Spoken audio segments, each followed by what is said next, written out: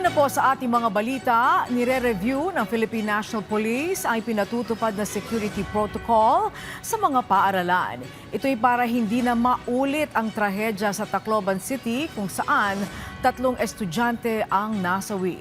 Kaugnay niyan, makakatanggap ng tulong pinansyal ang mga naulilang pamilya na bukod pa sa ibang tulong ng pamahalaan.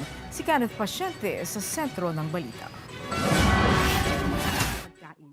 Nakaagapay ang pamahalaan, pagtitiyak yan ng palasyo sa mga naging biktima ng insidente ng pamamaril sa San Jose National High School sa Tacloban City na ikinasawi ng 3 estudyante at ikinasugat ng 20 iba pa. Sabi ng palasyo, sasailalim sa psychosocial services ang lahat ng apektado ng insidente sa pangunguna ng DSWD at DOH. Dagdag pa ang matatanggap na 150,000 pesos na tulong pinansyal ng bawat pamilya.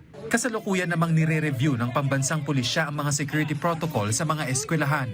Ito pong access control and entry procedures, we are recommending na yung pong mga schools na malalaki, na marami pong ingress at egress ay ilimit na lang po sa 1 o 2 para po mas ma-monitor natin ang mga pumapasok. Paiigtingin na rin nila ang koordinasyon sa pagitan ng law enforcement agency at mga eskwelahan para mailatag ang mga panuntunan sa pagtugon sa mga kaparehong insidente. Ikinakasa na rin ng PNP ngayon ang pagsasagawa ng simulation exercise kaugnay sa tamang pagtugon sa mga emergency kabilang ang mga insidente ng active shooting. Gayunman, binigyang diin ng PNP na mahalaga rin ang suporta ng mga komunidad at lokal na pamahalaan, partikular na ang tulong ng mga force multiplier gaya ng mga barangay tanod upang mapanatili ang seguridad sa mga paaralan. What we are doing is strategic deployment po.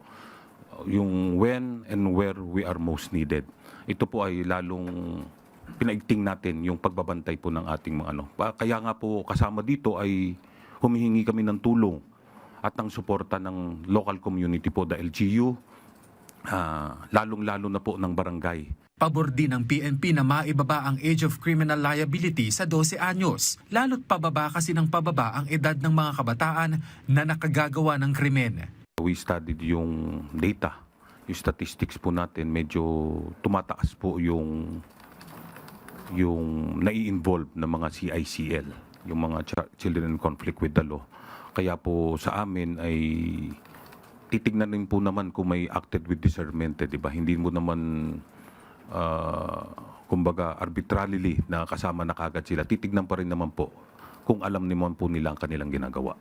Makatwiran yan ayon sa Malacanang, lalo't tila nagagamit kasi ang Juvenile Justice and Welfare Act ng ilang mga menor de edad na lisensya para gumawa ng krimen dahil batid nilang hindi sila mapapanagot sa batas.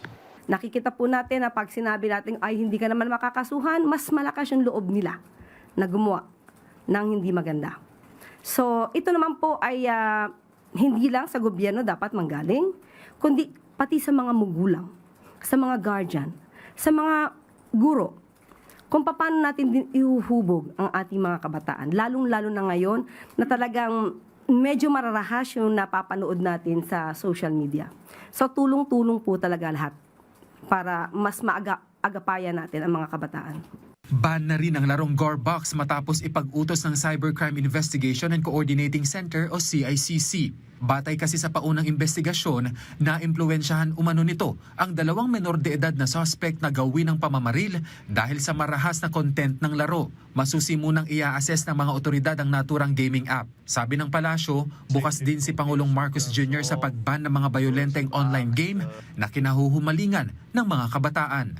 Na-report nga po na itong mga batang ito ay gumon sa paglalaro ng online gaming na marahas. So, napag-usapan po na yung mga ganong klaseng app ay dapat na maban sa Pilipinas. So, maganda pong mungkahiyan at sana makagawa agad ng batas at open po ang Pangulo sa ganyang mga panukala. Kenneth Pasyente para sa Bayan.